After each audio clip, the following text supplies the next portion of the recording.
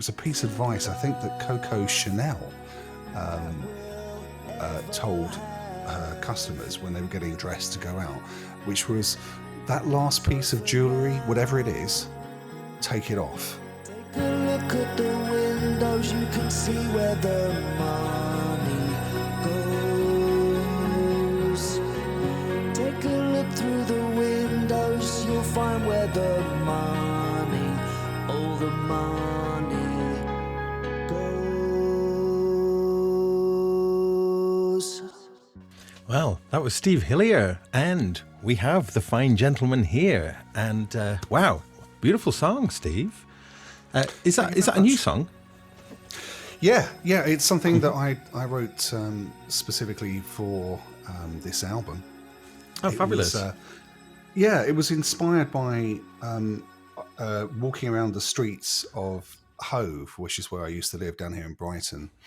And I just had noticed, it's kind of obvious from the song, but I'd noticed that the shops had reopened from the pandemic. This was actually just prior to this lockdown that we're in now. But there was nothing in them.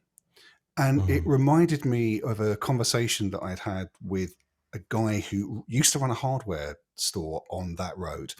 And during, I think it was the winter of 2014, Brighton was completely cut off just for 24 hours, but there was just so much snow that supplies couldn't get into Brighton. If you can't imagine the geography of the place, it's by the sea and it's surrounded by the South Downs. So there's really just one or two roads in and out. And if they're closed, then you're stranded. And he said to me that it was quite a chilling thing to say. He said that civilization is really just a veneer and that we're only ever 4 meals away from disintegration. And I thought, okay, yeah. And it was just walking around and seeing these empty shops that just made me remember what he had said. And it inspired the song. And also, I suppose everybody has to have their go at writing a pandemic song. But what I didn't want to do was write something that was, miserable or angry or paranoid. It was more a kind of a case of, wow, this is crazy, isn't it? Right. So that's quite interesting to me what you're saying there in terms of like that kind of that scenario, because like musically there is a kind of a texture there of it's there's a beauty in there, but it's also like a bit of a cold, like a kind of not a coldness, but a sort of I can feel a bit of the winter in there. So yeah. So you're very kind of texture orientated. That's a good example there. Being quite minimal. Yes, definitely. I mean, I found as I've got older that I'm really drawn to simple arrangements and minimal approaches to production. It's just something that's moving me at the moment. So everything that you heard in that tune, apart from I forgot there was some vocoder on it, but apart from the vocoder and the bass, comes from a Yamaha CP70 electric Grand. Oh, so lovely. all of those, it's pretty clear. You can hear the kind of plinky plonky, slightly out of tune piano playing. That's clear. But the pads and the textures, those are all made from the original recordings from the piano as well. So you do have I'd like to think at least you kind of get a sense of organic movement from the fact that the piano is an electric instrument as opposed to electronic. But there is also it's been manipulated digitally, so it's almost like it's kind of in some ways frozen in time. And of course, in some of those sounds, that's actually literally what happened. They were played to like a frozen reverb, that kind of thing. But I do find. Sorry, go ahead. Oh no! Well, I was going to say, do you let the kind of lyrics and the theme of the music influence your approach to overdubs and texture? Is it that order? Do you have the basic song, and then do you allow the song and the mood of the song to influence your overdubs? Yeah. yeah, I discovered very early on, like as a teenager, that I couldn't go into a studio and write something in the studio, if you know what I mean. I had a few sessions where I just showed up on, or me and a band I was in, we showed up in the studio, and we thought that magic would just happen if we just started playing. Um, Funnily enough, it didn't I know what work you out mean. like that. Yeah, Yeah. studio Um, magic. so yeah, so I learned a lesson that worked for me ever since, which was to, before I turn on any of the studio machines, it's to write the whole song, the whole thing. But by which what I mean is that it lyrically, it's complete, melodically, it's complete, structure, chord sequence, that kind of thing. Um, so when you switch on these machines, they're not distracting you away from their purpose, and their purpose is to frame the song that you've written, or I've written. So in that case, I always have the vision that the vocal would be not just the loudest thing, but it would be the focus of what you're listening to, and everything else would be essentially harmonic or textural ornaments around that Mm. vocal. Um, so yeah, in actual fact, the version of that song that Picky sung to was very different to the arrangement that's around his vocal now. And this was largely because I kind of realised it's gonna be impossible for him to keep time, and it might Right. be difficult for him to even to keep tune with so little going on at times. So So I was thinking I thought that was you singing. So I was visualizing you singing that, and I could visualize you singing that. So do you mean you can't distinguish between a North and South London accent, Gaz? Is that the problem?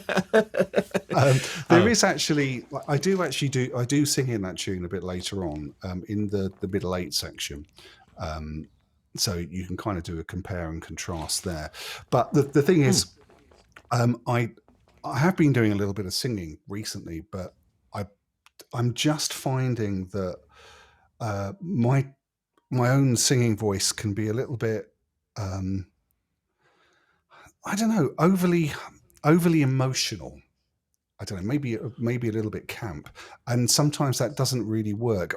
I heard a fantastic interview with a woman called Phoebe Bridgers. I don't know if you've oh heard of yes, her. yeah, Yeah, American singer, and yeah. she talked about the fact that she double tracks her vocal parts very much like Elliott Smith, for the same reason that Elliott Smith did it, which is because all of her songs are very emotional, but doing the double tracking actually removes some of the emotion from her voice, and she finds rather it works for her, and so that's why I've been working with a selection of less emotional singers recently.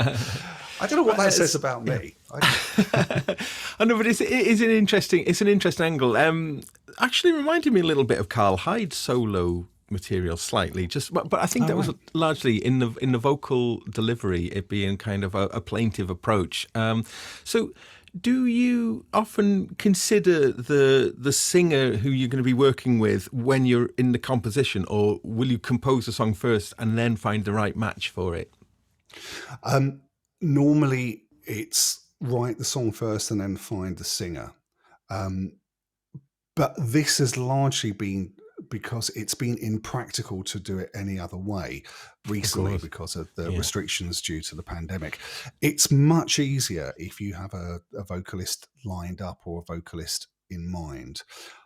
Having said that, I do think that you sometimes get you get to some interesting musical places where you write a song with one person in mind, and it gets sung by somebody else. I think a really good example of this is that, in my old band, which was Dubstar from a long time ago now, most of those songs were written with me in mind, as in I was to sing them. But in the end, they were sung by Sarah, who's a woman.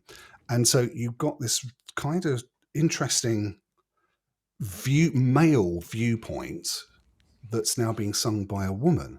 And that that leads you to some interesting places. It's Regarding sort of key choices, obviously finding the right key. Do you lock onto a key when you're composing, and is the key really important, or are you all right to transpose to find it the right key for the vocalist?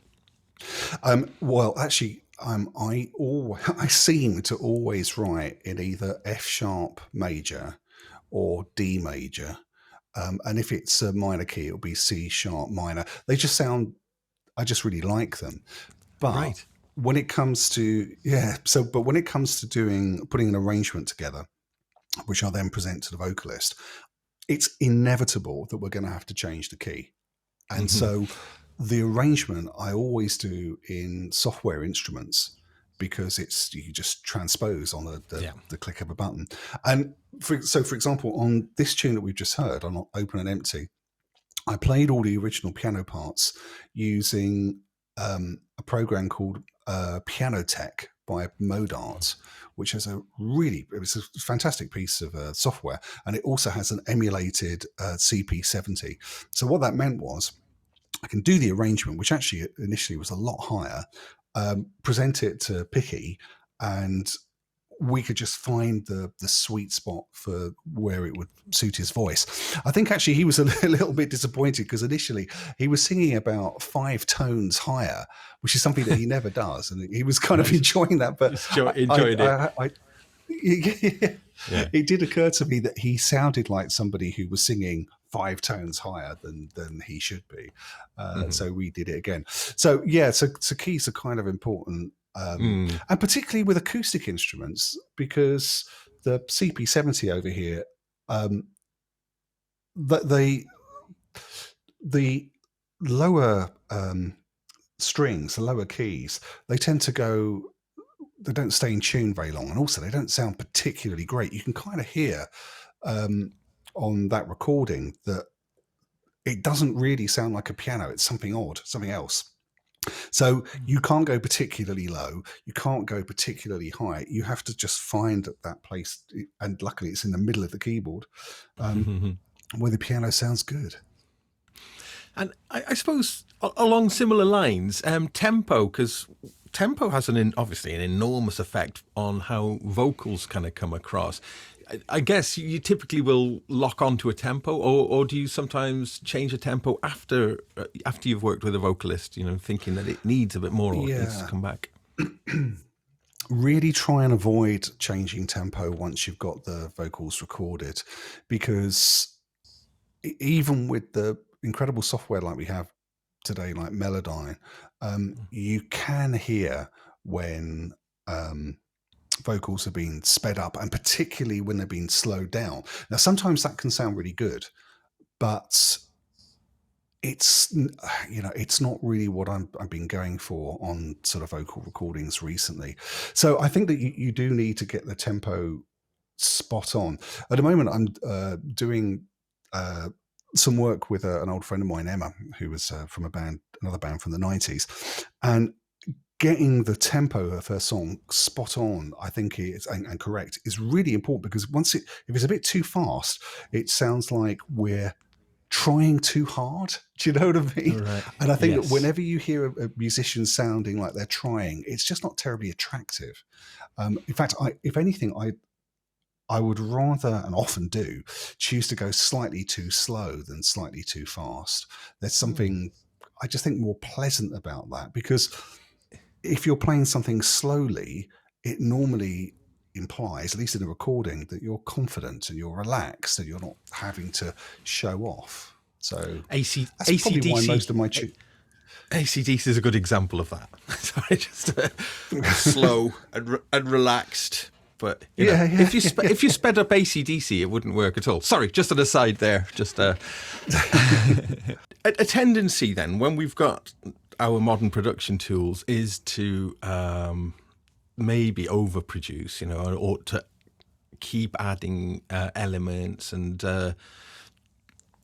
when do you know when to stop? Is that an instinctive thing, or do you have to try lots of things, peel things back, or when is a song finished for you? Well, without wanting to sound too pretentious, excuse me, Um, I think really you have to be disciplined about this, and like any work of art, it's abandoned rather than completed. You know, um, Mm-hmm. I don't know. There's a motto.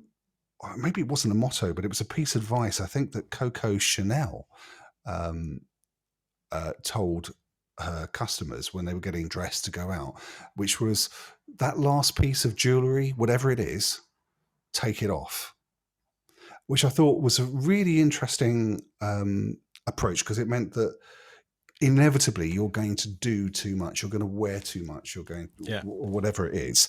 That last decision that you made, just when you feel like, oh, okay, that's what I need to complete this, it's almost certainly going to be the moments where you've gone too far. Too far.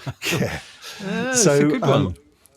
yeah. And so these days, for me, I'm trying to just do stuff that's as simple and minimal as possible. And so I suppose I know that something is complete where in some ways there's nothing left to remove. And that sounds terribly clinical, but it's more about just removing anything that is not required for the music to work. And of course, there's the mixing and there's all that kind of thing, which I think are more sort of technical questions. But on a creative or artistic level, for me, the process always seems to be write the song. That's easy. I can do that. When it comes to the arrangement, I'm always piling on lots and lots of things, a bit like an artist with a oil paint. And then I get to a point where I've realized that I've been unhappy with this for about an hour. And that's the point where I think, right, okay, now I've got to strip it all back. And the good ideas survive. And the ideas that weren't required or were bad, they go by the wayside. And so when I'm left just with the good ideas, and that's when I'll know really that nothing else is required. So how important is kind of narrative to you then in terms of your approach to arrangement? In terms of it telling some sort of story within the song, or is that something that you'd consider? I do, not consciously. I did go through a long period of making music with what I call a Danish ending, which was basically inspired by a few Danish bands I'm really into, including one called Mew. They have a tune Oh, called great! Comforting Sound. It's an amazing piece of music, and I've had the privilege of seeing and play it live a few times.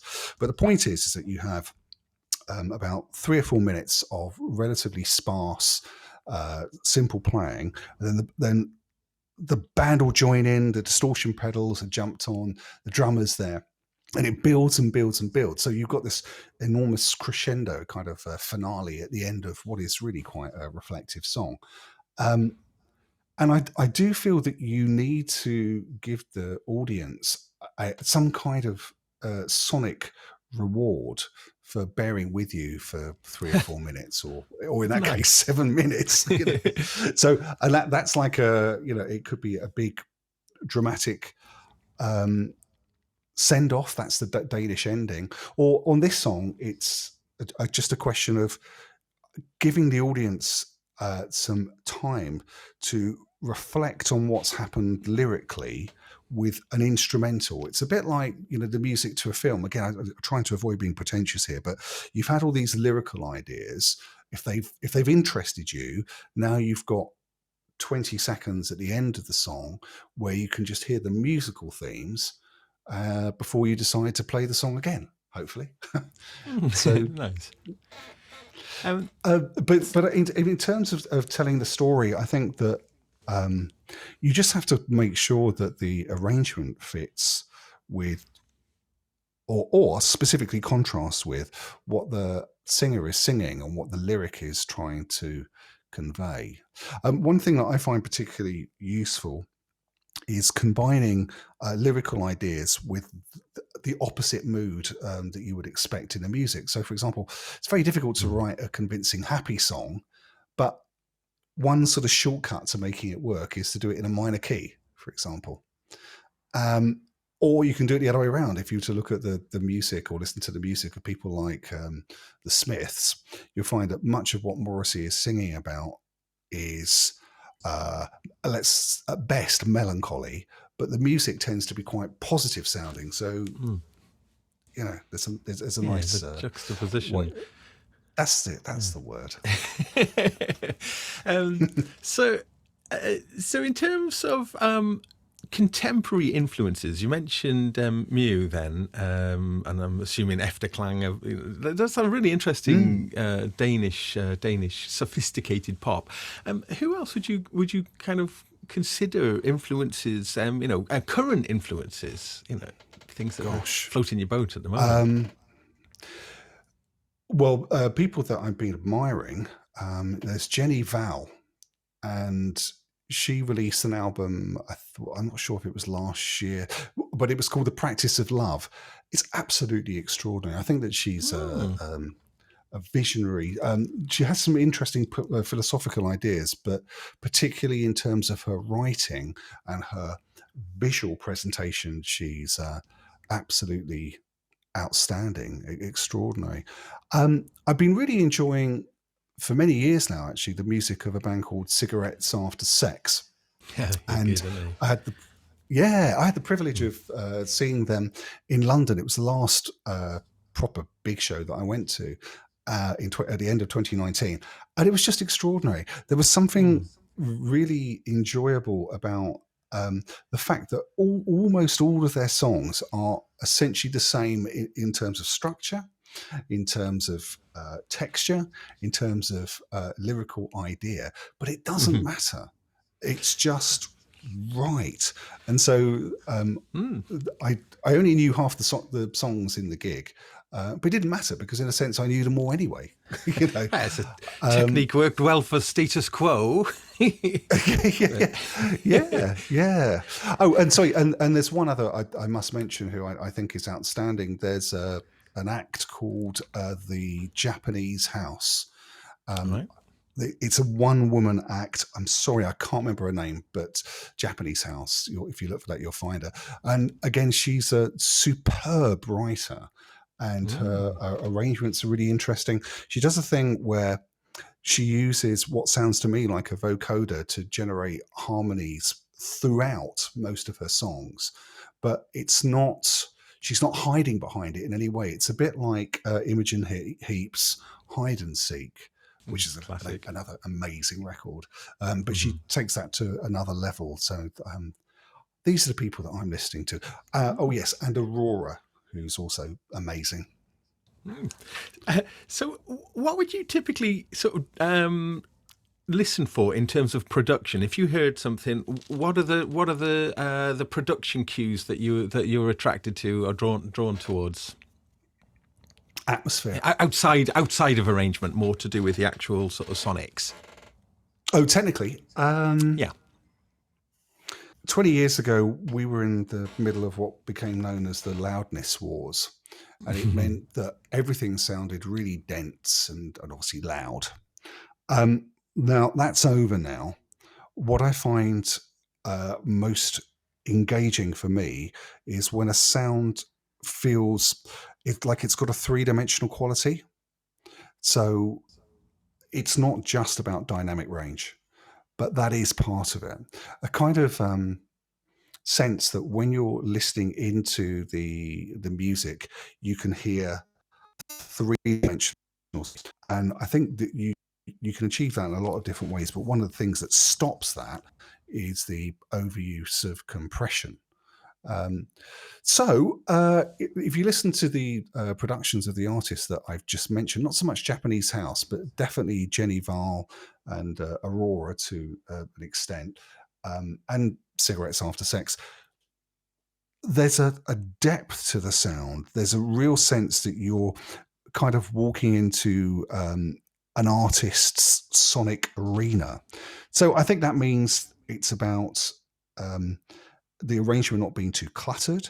It's about instruments that are chosen and recorded to do a specific job rather than just take up a lot of sonic space. I'm thinking, for example, there's not a lot of pads in modern recordings, largely because they take up a lot of space, and it does reduce that kind of three-dimensional quality. So yeah, I'm not sure if that answers your question, Gaz. No, it's I don't know. yeah, it's really interesting. But what would be your approach to reverb then when you're working on a song? I mean, because reverb, following on from what you're saying there, obviously is a fantastic way of creating a sense of a three-dimensional Yes. space. Do you have any particular approaches with reverb? Yeah, I always, but I have like a standard setup in Logic with a few different reverbs. I use Altiverb, which is convolution reverb. It's by Audio Ease. It's fantastic. So I have a particular short reverb, which is good for just giving a sense of space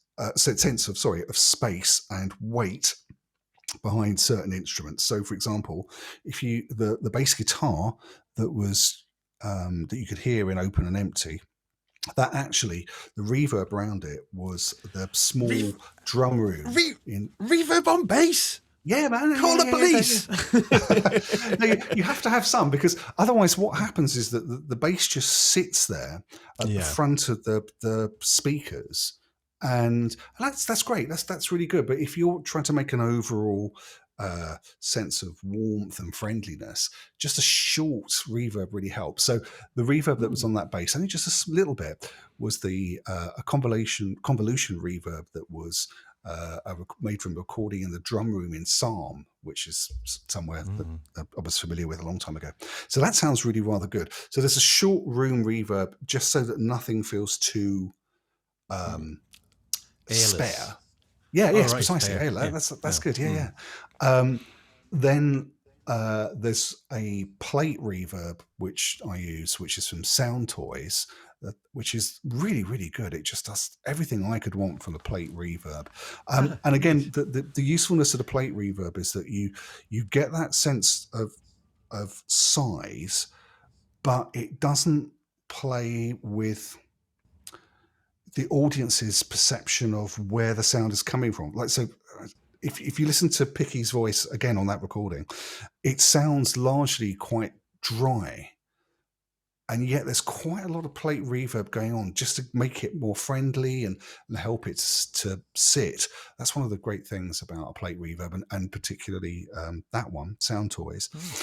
And then I'll often use a couple of sort of special effects reverb. So, for example, on that tune, there was Adaptiverb by Synaptic. It's amazing, and it's really good, particularly for picking out sustained notes in vocals. So it's great for drama. For me, it's like a modern version of on the dub records that I grew up with, where you get just a little bit of snippet of a vocal, and that which should just be cut off at the end and then thrown through a tape delay. I use the Adaptiverb in a similar kind of way, but in a reverb. And then also the other thing that I'm using all the time is Supermassive by Valhalla.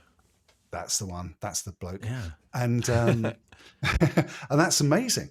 It's a free plugin, but it just sounds absolutely gorgeous. Plus, you can do some really big sounding reverbs without it swamping the mix. I don't know how he does it, but whatever he does, it's really, really good. So there you go. So when you're mentioning then about Picky's voice, then how important is it for you to match a microphone to a particular singer? Do you have like a one size fits all type mic that you just love on everybody, or is that something that you like to experiment with different mics with until you find the right one? Yeah, normally I would. In this situation, we just went with whatever he had in his studio because of, again, the pandemic restrictions. I'm talking to you right now with through a Neumann TLM 103, and I bought this 21 years ago, thinking, I can't afford a U87, but it says Neumann. It's bound to be good. And I Yeah. thought it was going to be a compromise, but no, it's been fantastic. I've used it on pretty much every vocal recording I've done since.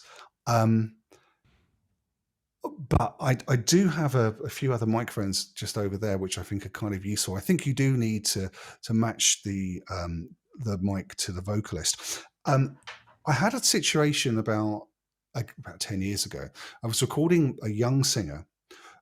This is for a label, and she's got an absolutely gorgeous voice. She sounds a bit like Liz Fraser from the Cocteau Twins. So Oh. if you find someone who sings like that, but who isn't Yeah. pretending to be Liz Fraser, you get the best microphone you can. So I got out. I had a Sony C800G, fantastic microphone, fantastic microphone.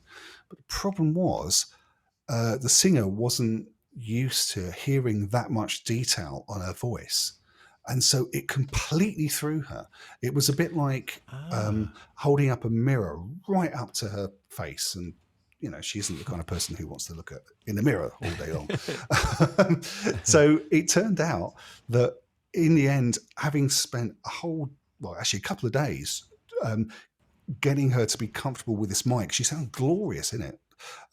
What we ended up doing was giving her a Shure SM57 and getting her to sing into that, which often works really well with female vocalists, and it did in this case. We'd lost the detail in the voice, but what we gained was the dynamic in the performance. I think it was more important for her to be comfortable than to have that pristine sound. And so, yeah, excellent. It kind of worked out. So that is that thing of the performance kind of transcends the equipment then. Oh, absolutely. Every time. It really has to. There's an artist who I really like, although he's done a few suspect things recently. A chap called Ariel Pink, which some people may be familiar with. Now, his records are lo-fi to the point of being obtuse, I think. But what he captures in his songs, that sense of occasion, it doesn't matter. I'm not listening to Ariel Pink to test my hi-fi. I'm listening to him because I just really like what he does. So yeah, in the end, it's got the performance has to be the prime concern. I did hear a story a long time ago. I'm afraid I can't tell you who it was, but it's a very famous singer who was working with an engineer friend of mine, and they spent an afternoon choosing microphones for him to sing into, not based on the sound of it, but based on the shape of the mic. So that's working with singers, Gaz. Oh, that's funny. Are you brave? Do you process on the way in, or do you take a safety copy, or will you do all that side of things in the box? No, I do it all.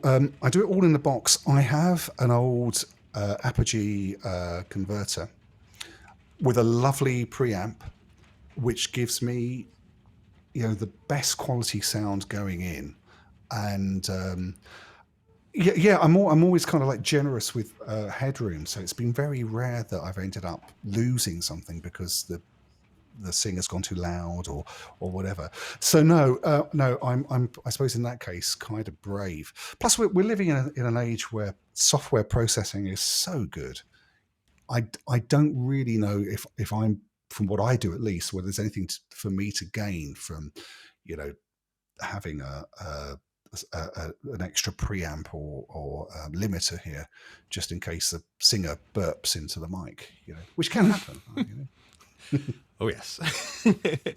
So I'm quite interested then, as you're building your song, and as we mentioned, you've kind of got the foresight to have it the beginning, middle, and end before you start the recording process, so you know where you're going before you've started recording. And I think that's quite interesting to me, because quite often I'll leave a certain amount of a song open-ended for the studio process to kind of maybe evolve the song. But Do you ever find that the song that you've written, once you've started to build on it, that you realise then that the overdubs or approach that you've done then influences the actual songwriting, and then you change it likewise, or Yeah. or do you stay fairly focused? What sometimes happens is that when the arrangement is growing, it highlights some of the deficiencies in the writing. One thing that happens quite regularly is that I notice that the way that the melody works with the chords is either it's often too pretty. That's the nature of what I do. It's often too pretty, or it's too obvious. Because I spent a lot of time remixing people, the thing that I think to do at that point is change the chord sequence, or even change the key. Not necessarily the melody, but for example, if the key is D major, if I now change everything to B minor, so the relative minor, it changes the mood completely. It often requires a completely fresh approach to the arrangement, but it can be enough to rescue a song that otherwise is going to be just too like sugary, basically. Also, another thing that tends to happen when I'm building the arrangement is that I discover that there's too much music going on. And by that, what I mean is, I'm primarily a pianist. So if I sit down to write, I'll throw in the odd chromatic note, and there'll be a key change, and there'll be some modal something or other, or parallel harmony, which I've done, which keeps me interested as a pianist. But once you start getting the synthesizers out and the guitars and all that kind of thing, it sounds like, once again, like somebody who's trying way too hard. So, so often what will happen is that I actually reduce the amount of movement that's going on harmonically, because the building of the arrangement has demonstrated there was actually too much. You see. So it is very handy to have a finished song before you do the arrangement, but the finished writing of the song is only the foundation for the finished recording. Do you know what I mean? Well, in the end, the recording of the song is what matters. So if there's a deficiency in the song, you change it. There is one other thing I would just add on that, Gus, is what I tend to find helps is to work as fast as I possibly can. So I mean, I'm talking doing an entire arrangement in half an hour. Wow. So that's relying on instincts then. Yes, that's precisely it. Approach. Right. Yeah, precisely. Because it's so easy when you're doing working with computers that you immediately go into edit mode. So you've gone from being artistic or instinctive and doing stuff on feel to thinking about the process and thinking, right, I want a pad. What shall I have? I'll choose that synthesizer. I need some bass. And you're making selections based on technique as opposed to on your intuition, I suppose. So anyway, so the point is that the working as quickly as possible means that you don't have time to edit out those feelings and switching into a much more Now, I mean, the thing is, of course, you've got the rest of your life to edit what you've done, but when you're in the creative process, that doesn't last very long. Inspiration is very tentative. Capture it. Yeah, that's right. No matter how much you drink, it's still going to be just like half an hour. So working as quickly as possible that's what I do, and it's my number one tip actually to musicians I help with. There was a phrase a motto that we used to have in my old band, which is, if you're thinking, you're stinking. Interesting. That's right. That's good advice. That is good advice. I can definitely relate to that. The dreaded procrastination creeps in. The absolute infinity of choice can be overwhelming. So to fight against that and act instinctively. Yeah, top advice. Okay, so just talking about your own where you're heading, really, sort of as an artist, as a writer. Do you see yourself like in some flux, evolving? Is there any particular direction you find yourself being drawn towards? Yeah, there is. I mean, I found that the pandemic has been quite extraordinary in a lot of ways. I think when the pandemic started, like a lot of people, I found it very stressful. It was almost like the world was going to war, only in the sense that there was this threat and no one knew what was going to happen next. But then I noticed that because the entire world had essentially got on lockdown, there was no fear of missing out, no FOMO. There was no sense of got to keep moving, got to keep moving. Otherwise, I'm not going to be in that festival, I'm not going to get that remix or that gig or whatever. So having that extra time enabled me to just sort of take a deep breath. And I kind of decided that I would just explore piano music, really, and letting the piano come to the front of what I'm doing, which is why I've put out quite a lot of piano music just recently in the last year. It really was inspired by that sense of stillness that was inevitable from being under lockdown for so long. So we're coming to the end of that. What I'm doing right now is trying to combine the simplicity and hopefully the beauty of simple piano music with actual songs, because of course, like, songs is really where my heart lies, where my yeah. So it's now, the new direction for me really is to just combine the simplicity with the vocals. And I think Open and Empty is a sort of an example of ultimately where I'm going to be going next. It's a question of, of getting into the room with vocalists rather than doing it over cameras the whole time. I think that will be the next logical step. Yeah. So just a little bit about pianos. You mentioned piano tech. That's something I particularly love as well.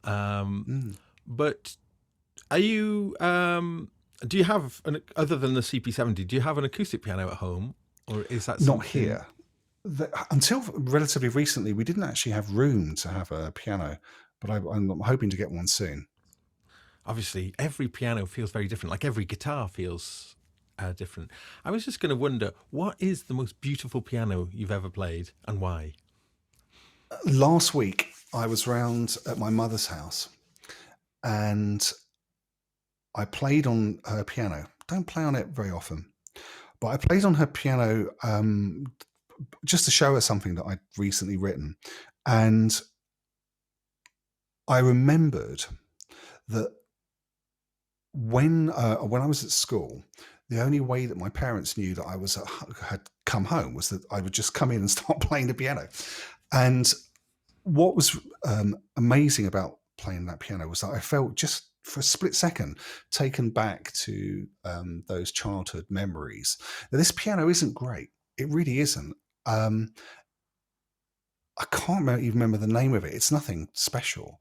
But it felt like home. And I think in the end, that's really what any great instrument is about. You ultimately have a physical or mental connection with that piano. So, I've been lucky enough to play, pianos all over, in studios all over the Western Hemisphere. But there's nothing quite like going to that place where you wrote that song, or that, those keys where you first discovered, major seventh chords. I've got a Korg Monopoly over there, which was the first synthesizer that I bought as a kid. And I don't use it so much at the moment. It needs a bit of a service. But every time I do, it's like I'm talking to an old friend. It's like almost like a person that's been with me for, in this case, 38 years. Wow. That's the beauty for me. Mm, That's why I find the yeah. beauty. Oh, nice. So, that's really interesting about the Monopoly, especially, and a synth that's kind of come back into the limelight recently as well. But just sort of a little bit about synths then. With something, well, we could take that as an example. How would you typically start if you've got the synth in front of you and you've got the song? Would you go to like a default place? I mean, there's presets in there, I suppose, but do you reset everything to just to like a starting point and always grow from there, or will you flick through, find a preset that's appropriate and modify it from there? Or do you have a particular kind of workflow or approach? Yeah, I don't use presets, and it's not like a policy decision. No, I just don't. Just simply because like that's not what synthesizers are to me. You make a sound. Yeah. Yeah. So no, I tend to almost always start from scratch, and I almost always have a role for the synthesizer in mind, if you know what I mean. So right. I'm not sort of imagining something and then spending half an hour trying to get what I imagined in mind. It's more a question of that's where we're going. That's the kind of thing that I want for this role. But when I get to something that works, well, that works. So I'll stop there. Do you see what I mean? Right. And that works particularly well with that approach with FM synthesizers, which is really, I'm surrounded here by analog stuff, but really I'm a FM guy. The thing about FM is that there's only so much twiddling that you can do before you're in just a total mess. Oh, it's very quick to horribleness, isn't it? Yeah, absolutely. Yeah. Which has a certain charm. But if you're trying to get somewhere relatively quickly, I can do that. So I suppose in a sense, it's trying to avoid perfectionism. It's trying to just really get to a place where you've got something that works. Because, there's always, although this is kind of goes against what I was saying before, you've always got the opportunity to revisit something if it's not working. So in summary, no to presets.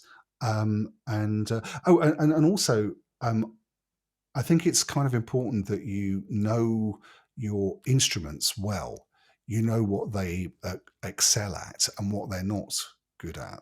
I remember somebody said to me a long time ago that really every synthesizer can be good at bass. And I thought, yeah, that's true. But I've learned over the years that there's certain synthesizers that are just too big.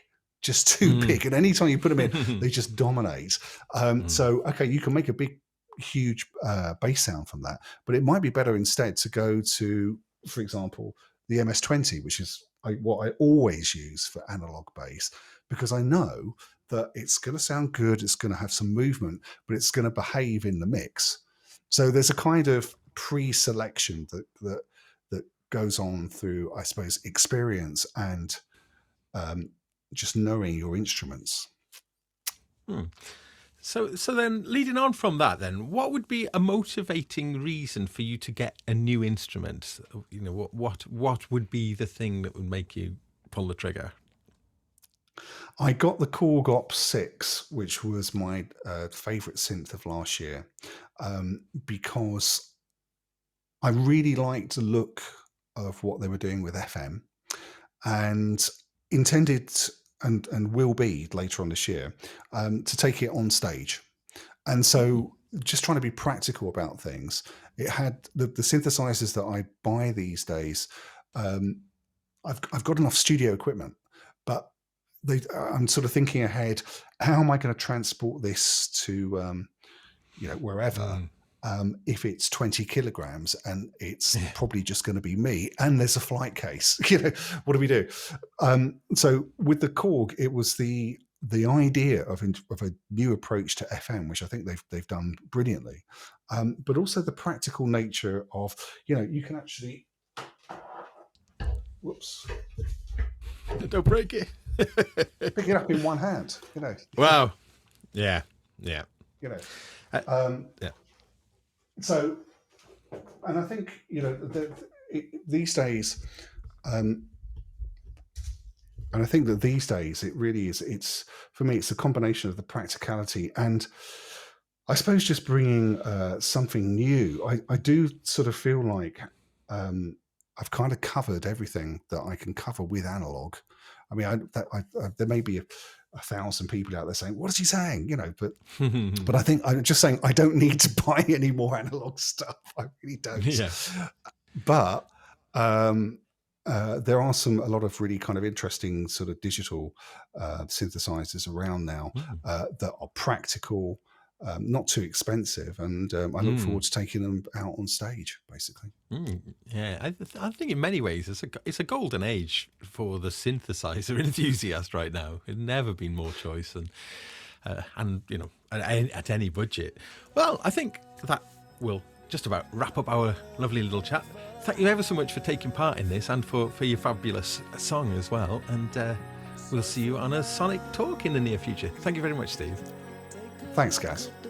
Windows, you can see where the money